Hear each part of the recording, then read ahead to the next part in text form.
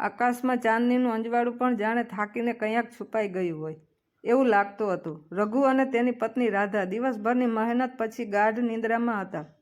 રઘુ શહેરમાં ફળોનો નાનો ધંધો કરતો હતો.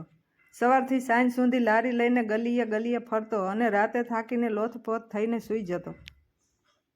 રાધા ઘરકામ સંભાળતી અને રઘુને દરેક રીતે સાથ આપતી. તેમની દુનિયા નાની હતી પણ સંતોષભરી હતી. રાતનો અંદાજે 1 વાગ્યો હશે. રાધાની આંખો ખુલી. તેણે જોયું કે બાજુમાં સૂતેલો રઘુ ઊંઘ્યો ન હતો. તે સતત પડખા ફેરવી રહ્યો હતો, જાણે કોઈ અશાંતિ તેના મનને કોરી ખાતી હોય. શું થયું રઘુ? રાધાએ હળવેથી પૂછ્યું. હજુ સુધી કેમ ઊંઘ્યા નથી? રઘુએ એક ઊંડો શ્વાસ લીધો. કંઈ નહીં રાધા, બસ ઊંઘ નથી આવતી. તું સૂઈ જા. રાધાને રઘુની વાત સાચી ન લાગી પણ તેણે વધારે દલીલ ન કરી અને ફરી આંખો બંધ કરી. તેને લાગ્યું કે થોડી વારમાં રઘુને ઊંઘ આવી જશે. પણ સમય વીતતો ગયો. ઘડિયાળનો કાંટો ટીક ટીક અવાજ કરતો આગળ વધ્યો. રાત્રિના 2:30 વાગ્યા. રાધાને તરસ લાગી. તે પાણી પીવા માટે ઊભી થઈ. તેણે જોયું તો રઘુ હજુ પણ એ જ રીતે જાગી રહ્યો હતો. તે બેઠો થઈને બારીની બહાર તાકી રહ્યો હતો. તેનો ચહેરો ચિંતાથી ઘેરાયેલો હતો. રાધાના મનમાં શંકા વધુ ગાઢ બની. તે મનોમન બોલી, દિવસભર જે માણસ લારી લઈને આખા શહેરમાં ફરે છે, જેને માથું મૂકતા જ ઊંઘ આવી જાય છે, એ આજે આમ જાગી રહ્યો છે.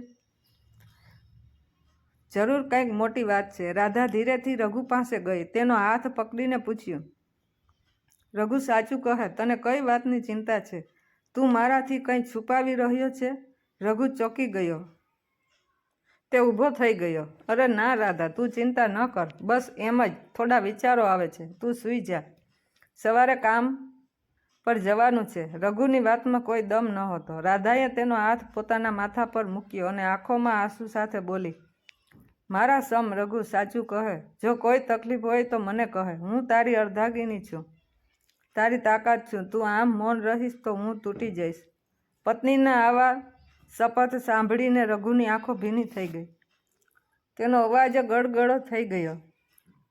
રાધા, પેલા શંભુભાઈ યાદ છે? આપણે ગયા વર્ષે તેમની પાસેથી 1 વર્ષના કરાર પર પૈસા લીધા હતા. આજે તે પૈસા પાછા માંગી રહ્યા છે. અરે એવું કેવી રીતે બને? કરાર તો 1 વર્ષનો હતો. હજુ તો 3 મહિના પણ પૂરા નથી થયા. રાધાએ ગુસ્સાથી કહ્યું. રઘુએ કહ્યું, તે કહે છે કે જો પૈસા પાછા નહીં આપીએ તો સારું નહીં થાય. મેં સમજાવવાની કોશિશ કરી પણ તે માનતો જ નથી. મારાથી શું થશે રાધા? લારી વેચી દઉં તો પણ આટલા પૈસા ભેગા નહીં થાય. રઘુની વાત સાંભળીને રાધાનું લોહી ઉકળી ઉઠ્યું. તેણે રઘુનો હાથ પકડ્યો અને તેને બહાર ખેંચી લાવી. તે રાતનો 2:30 વાગ્યો હતો. આખો મહોલ્લો શાંતિમાં હતો. રાધાએ શંભુભાઈના ઘરનો દરવાજો જોર જોરથી ઠોકવાનું શરૂ કર્યું. દડ દડ. આ અવાજ સાંભળીને આખો મહોલ્લો જાગી ગયો. લોકો બારીમાંથી ડોકિયા કરવા લાગ્યા. શંભુભાઈ પણ ગભરાઈને બહાર આવ્યા. શું થયું રાધા બહેન? આટલી રાતે મારો દરવાજો કેમ ઠોકી રહ્યા છો?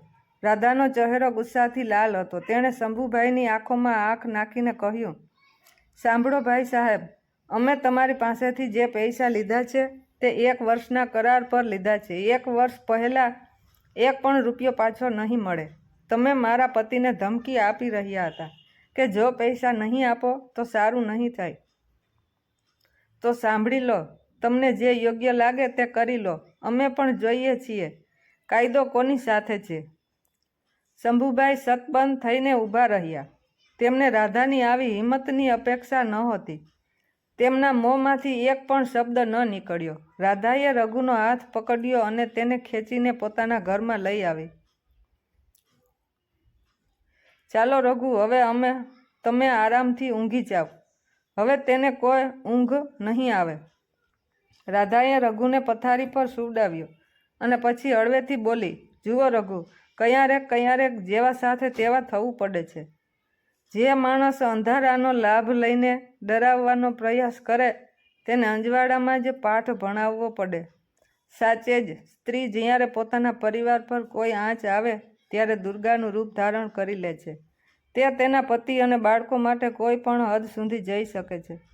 આ વાર્તા એ વાતનો પુરાવો છે કે સાચો પ્રેમ અને સાચો સાથ ક્યારેય તૂટતો નથી, ભલે ગમે તેવી પરિસ્થિતિઓ આવે.